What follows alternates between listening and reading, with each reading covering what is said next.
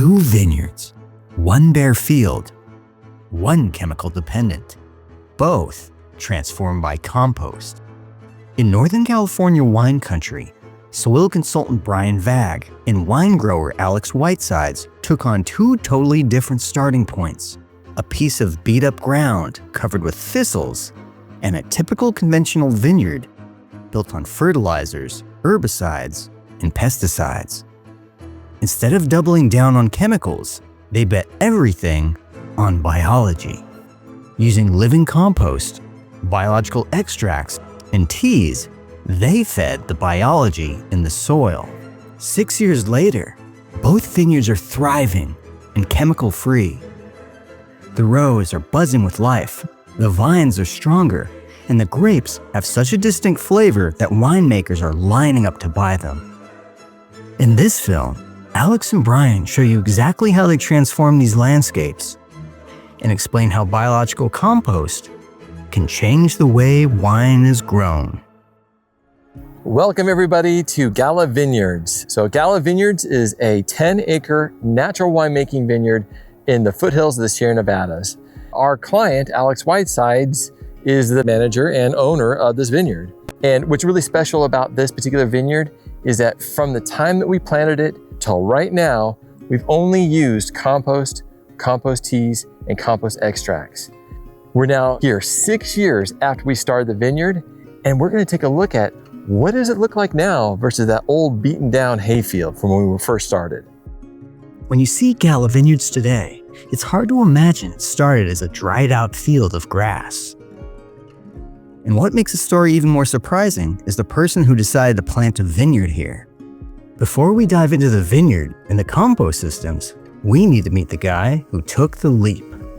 Alex Whitesides didn't come from an agricultural background.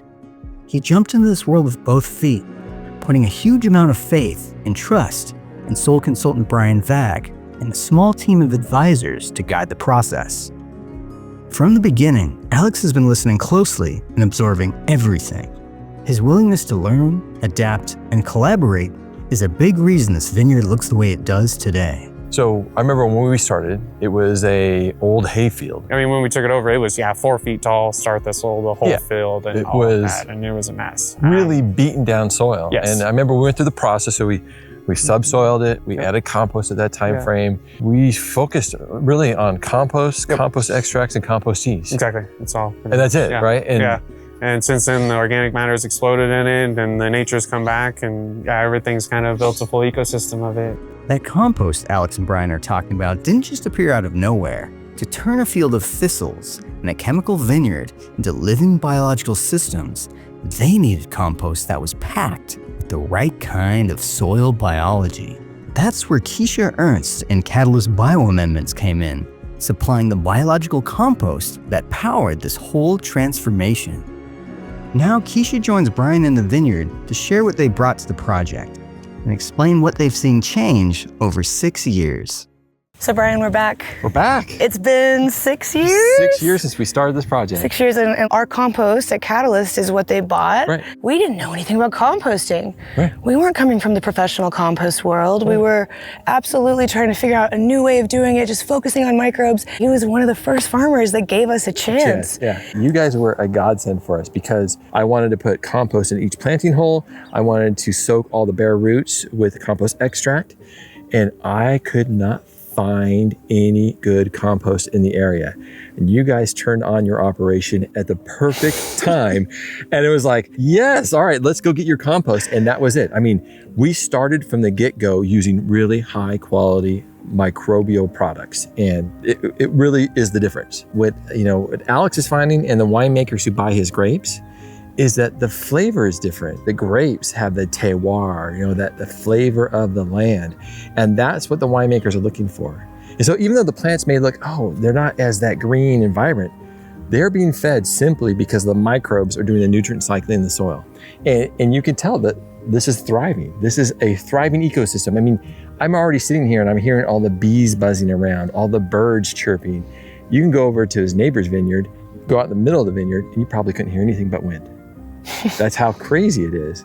So animals are an essential part to how this vineyard actually operates and runs. The plants and the birds and the bugs and everything around are all kind of working together, it seems like. As soon as I started incorporating the chickens at the time, I saw less weeds. And then whenever I did the sheep after that, it was immensely less weeds. I would attribute the animals to a major part of bringing that back to life. So one of the first domesticated animals that we added into this equation was chickens. They can scratch away, eat, manure, and really we always find that whenever we add animals into the equation, especially if we're managing them appropriately, the plants really respond well to that. There's this connection between animals and plants and how they really influence the microbes in the soil as well. When we started the process, Alex and I had a good talk. It's not gonna be great from the beginning. You have to build an ecosystem over time. Not everybody buys into what we do. Sometimes it's a very long, hard process to get them to a spot where they see the change.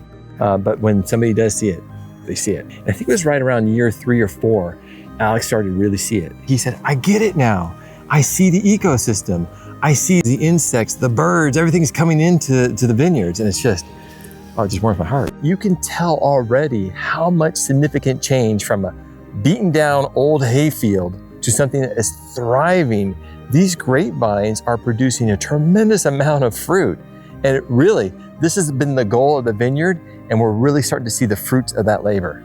Alex Whitesides has done an amazing job, and he is producing really high quality fruit. And in fact, his products are now highly sought out by some of the best winemakers in California. We've seen what compost can do started from bare ground in Placerville. But what happens when you take the same biological approach into one of the most famous wine regions on Earth? To find out, they took everything they learned and brought it to a conventional vineyard in Napa Valley, managed for decades with fertilizers, herbicides, and pesticides. We are in the beautiful hills of Napa, California. In fact, this is the heart of the wine country. This vineyard actually brings me back. It was one of my first vineyard projects. When I met Alex, they had just purchased this property. All right, Alex, so we're here at your Napa Vineyard, and we were just actually out at your Placerville Vineyard. These are very differently managed vineyards. Napa's a little bit more conventional and it's more established. When we took it over, it's 25 to 35-year-old vines, mostly in transition of going from a conventional farm into the more organic, natural style. I know that when we first took it over, the recipes and the things that they were given were all conventional and heavy fertilizer use. We did see a transition period, as well as it still is. Overall, the health of the vines do seem healthier, and we're excited the fruit that we taste, and you guys have tasted it, and it's just fantastic. It has a great flavor to it. Super sweet, right? And over the years, it's kind of evolved into that. We more focus on trying to get more of a premium rather than a quantity, and sticking to kind of the Napa principles and trying to produce the best fruit possible to make a good wine. But the proof's in the pudding, right? Yeah, exactly. So when you start producing and that kind of stuff, and so that people pay attention now. Definitely, and as they see that the fruit's still being sold and they're hearing that the winemakers are enjoying it and they've tasted it, they're loving the profile. I know that they've described it as electric in the fruits. Electric. Yeah, it was the actual words that he was using. That was cool. It's been impressive for me to see it from when we first came here. The property is looking really good. Yeah, overall the nature of it and the ecosystem seems to balance out a lot better and just brought a lot more life to it overall. Between the lack of sprays and just the natural way of doing it has really brought it back to life.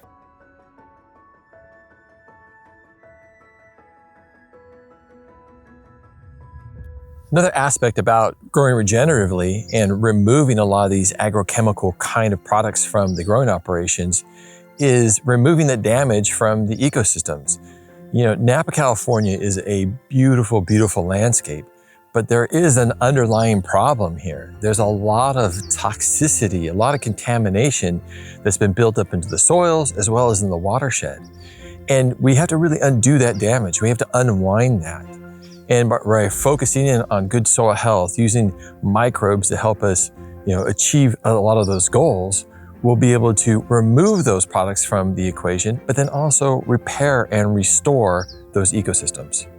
It was actually one of the projects I'm probably most proud of, and really proud of you too. I mean, you really, really worked hard at saying, hey, these are the goals that we set. I'm really going to stick to my guns, even though there's a lot of people telling you otherwise, right? Absolutely. Yeah. Everybody definitely didn't cheer it on like that, but no, I was so thankful to have met you, and you should be proud of it because everything I learned pretty much came from your guys' system and the way that you've done it. You took to it like a fish to water. So. Yeah, I'm excited too, and I'm seeing the results in it, and I wouldn't choose to do it any other way. To Alex's credit, he stuck to his guns and said, no, we're going to do a natural winemaking process. It is really reaping the rewards now.